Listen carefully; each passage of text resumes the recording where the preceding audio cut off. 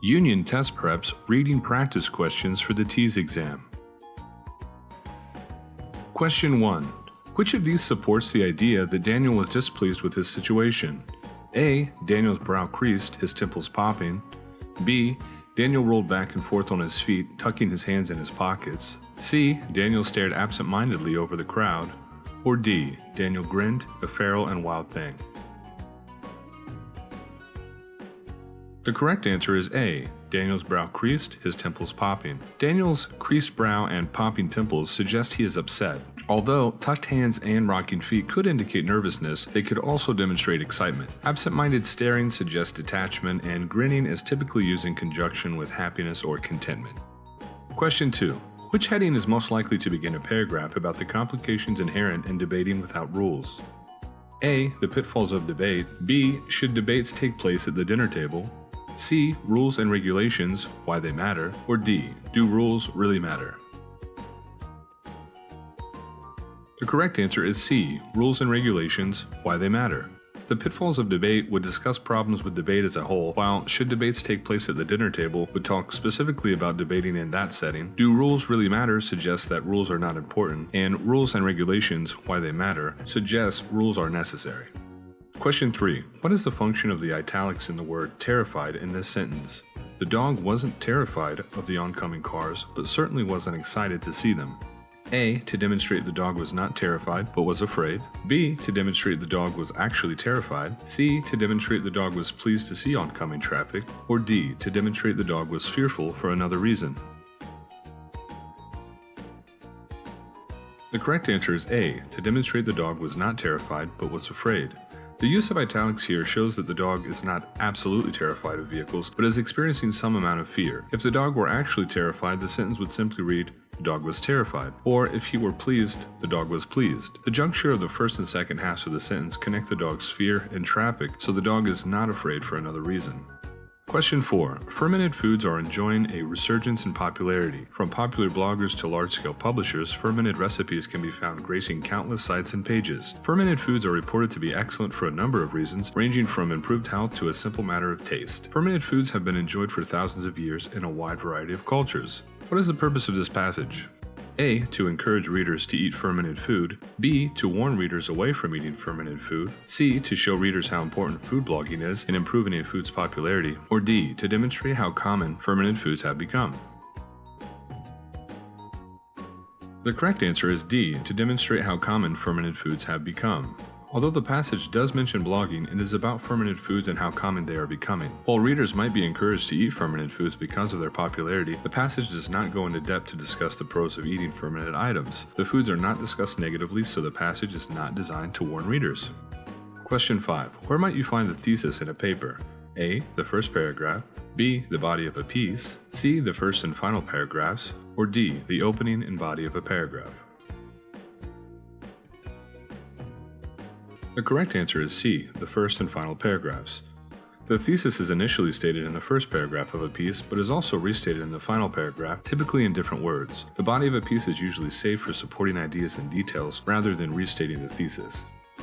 Question 6. Which of these is not a type of essay? A. Persuasive. B. Nonfiction. C. Technical. Or D. Narrative. The correct answer is B. Nonfiction. Although nonfiction is a genre, it is not a type of essay, as the term nonfiction could describe numerous types of essays. Note, if you had a hard time with this question, be sure you notice the word not. It can really make a difference in which answer you choose. Question 7. You stand in the hallway, palms sweaty, the sound of cheering erupts to your left, and you swallow the lump in your throat. 2 more minutes, you mutter to yourself, glancing down at your notes. From what point of view, or POV, is this piece written? A. First person. B. Third person omniscient. C. Third person. Or D. Second person. The correct answer is D. Second person.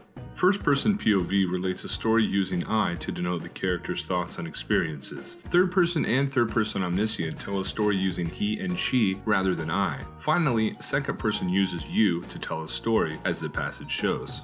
Question 8. She stared straight ahead, determined to avoid their gaze. Her friend smiled, her grin the sun breaking through the clouds, and the heavy air began to lift. The passage contains which of the following? A. Metaphor, B. Simile, C. Onomatopoeia, or D. Exaggeration? The correct answer is A. Metaphor. The passage contains an example of a metaphor as it describes someone's smile as being the sun breaking through the clouds. A simile would make this comparison using like or as. Onomatopoeia describes a word that sounds similar to what it is describing. And although the metaphor could be described as an exaggeration, exaggeration is largely subjective and could not definitively be identified in the passage. Question 9. Which of these is an example of credible evidence? A. The author felt her son was being ignored. B. A study conducted by the CDC determined that mortality rates are higher in some populations. C. A local poll determined that cats are more popular among young people. Or D. The teacher believed her students were not being measured accurately. The correct answer is B. A study conducted by the CDC determined that mortality rates are higher in some populations. An author's feeling and a teacher's belief could not be proven empirically and would not be considered credible evidence. Although a local poll is closer to evidence, a poll is highly subjective and the poll itself relies on opinion. A CDC study would require concrete evidence supporting its conclusions, making it an example of credible evidence. Question 10. Give an argument. Spending time in meditation is an important part of a well-rounded life as it provides greater mental stability and fosters a sense of gratitude.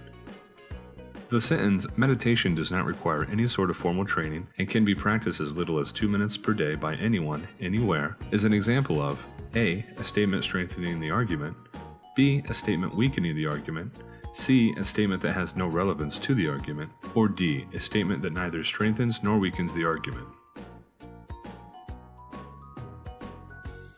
The correct answer is D, a statement that neither strengthens nor weakens the argument. Although it is relevant, meditation not requiring formal training and requiring little time does not mean it lends itself to mental stability or gratitude, nor does it suggest it is not helpful in achieving a well-rounded life. For free practice test study guides and flashcards for the TEAS exam, please visit us at uniontestprep.com/TEAS.